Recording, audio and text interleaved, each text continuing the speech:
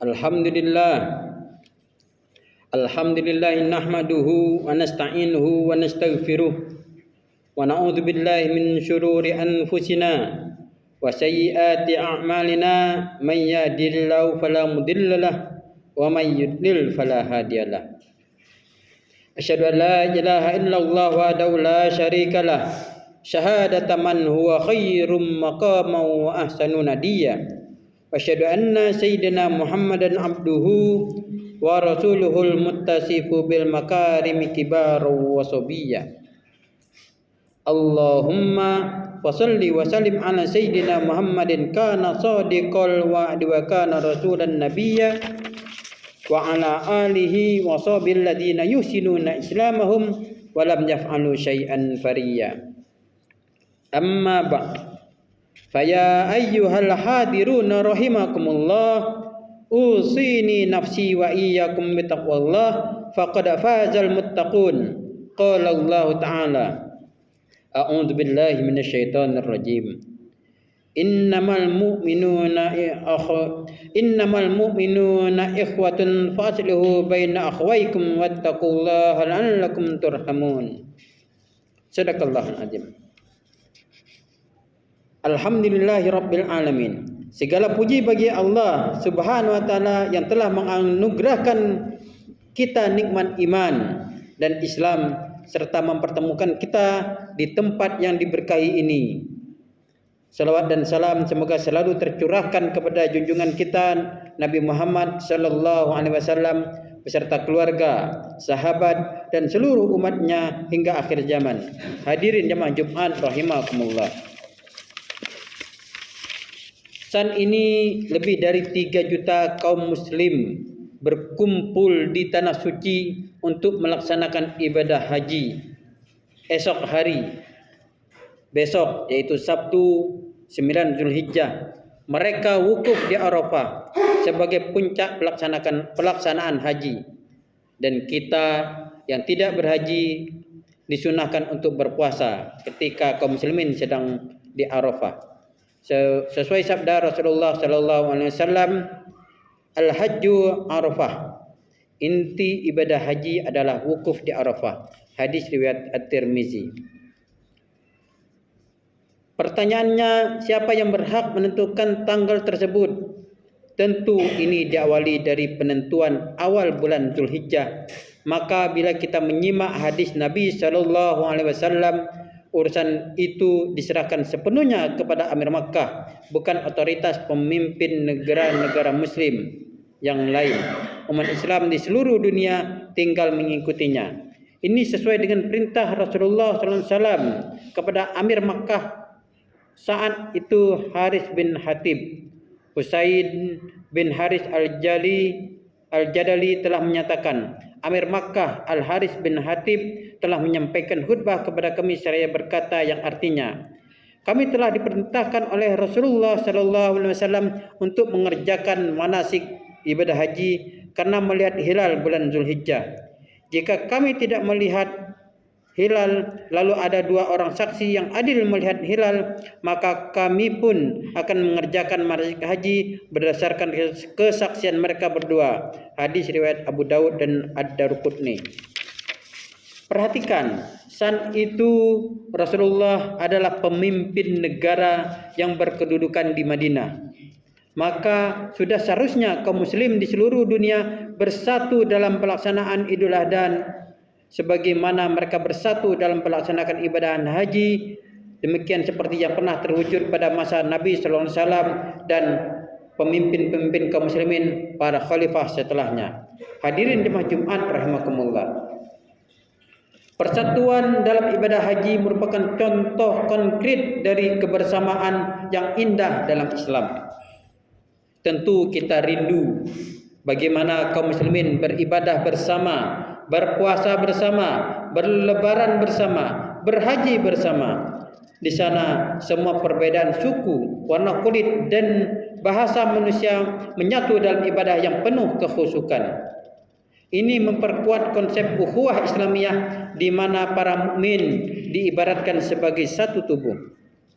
Karena itu mencintai sesama muslim dan merasakan penderitaan mereka adalah bagian integral dari iman yang utuh, sebagaimana ditegaskan dalam hadis Nabi sallallahu alaihi wasallam yang artinya tidak sempurna iman salah seorang di antara kalian hingga ia mencintai untuk saudaranya apa yang ia cintai untuk dirinya sendiri. Muttafaqun alaih. Melalui kesatuan dalam ibadah haji, Islam menunjukkan kemampuannya untuk mempersatukan umat manusia di tengah perbedaan.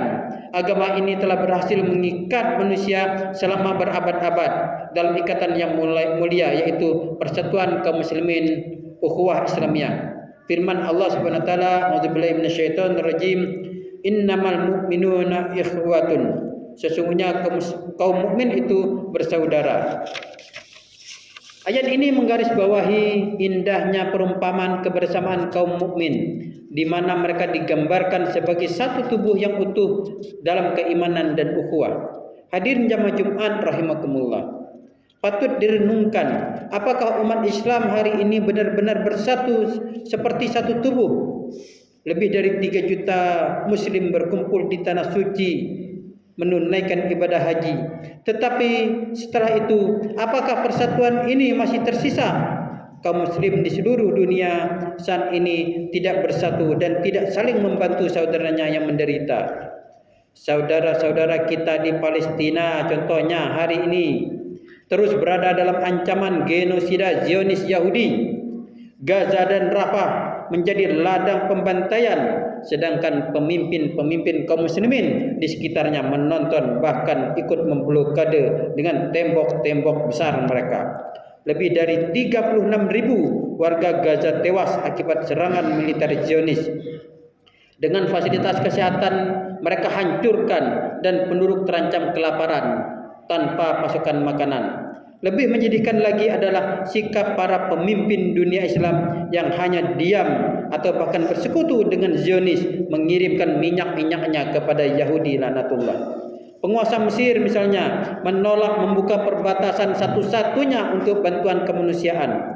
Sebagian pemimpin dunia Islam bahkan melarang aksi dukungan terhadap Palestina dan menangkap pendukungnya. Nabi sallallahu alaihi wasallam mengingatkan, siapa saja yang Allah takdirkan untuk menjadi pemimpin yang mengemban urusan orang banyak, lalu dia menutup diri dari orang yang lemah dan yang membutuhkan, Allah pasti akan menutup diri dari pemimpin tersebut pada hari kiamat. Hadis riwayat Ahmad. Para pemimpin dunia Islam sering berpura-pura mendukung Palestina dengan retorika, dengan kata-kata manis, tetapi enggan menggerakkan pasukan militer untuk melindungi muslim Palestina. Bahkan kekuatan militer kaum muslimin di sekitar Palestina itu jauh lebih kuat dibandingkan dengan Israel. Mereka mengandalkan PBB yang jelas berada di bawah pengaruh negara-negara barat, terutama Amerika Serikat, pendukung utama Zionis Yahudi. Hadirin jemaah Jumat rahimakumullah. Penyebab terkoyak persatuan umat Islam saat ini adalah paham nasionalisme yang menyekat-nyekat negara-negara kaum muslimin menjadi negara bangsa. Tampak kita lihat negeri-negeri kita kaum muslimin dari zaman Nabi Muhammad sampai tahun 1900-an itu adalah negara yang satu. Kemudian lihatlah negeri-negeri kaum muslimin semuanya mengaku merdeka di atas tahun 1900-an, termasuk Indonesia tahun 1945. Sebelum itu tidak ada negara kecuali negara yang satu. Paham dan konsep nasionalisme, konsep negara-negara bangsa yang memecah belah persatuan kaum muslimin dan menghapus ukhuwah Islamiyah ini adalah bentukan barat setelah kalahnya kaum muslimin dalam perang dunia pertama. Setiap penguasa negeri muslim tidak peduli dengan urusan negeri muslim yang lain yang dianggap berbeda negara, berbeda bangsa. Rasulullah sallallahu alaihi wasallam menggolongkan kebanggaan terhadap suku dan bangsa sebagai slogan jahiliyah yang hina.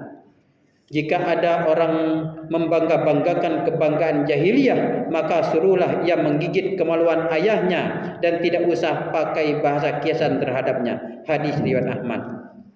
Ketahuilah, paham nasionalisme menghalangi kaum muslim menolong saudaranya dan membutakan mata serta hati umat.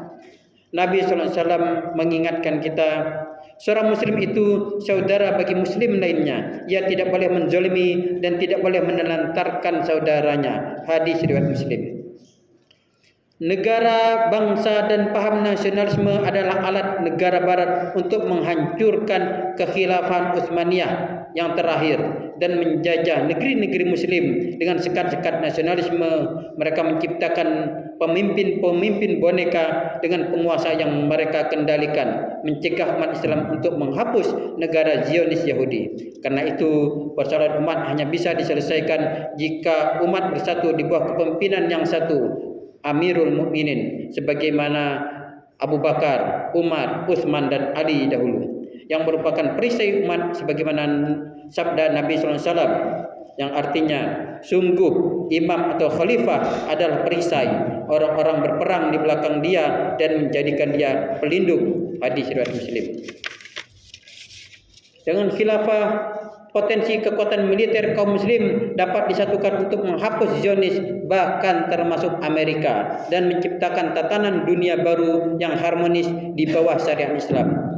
Barakallahu li wa lakum fil Qur'anil azim wa nafa'ani wa iyyakum bima fihi minal ayati wa dzikril hakim wa taqabbalallahu minna wa minkum tilawatahu innahu was-sami'ul alim. Wa aqulu qawli hadza wastaghfirullahal azim innahu huwal ghafurur rahim.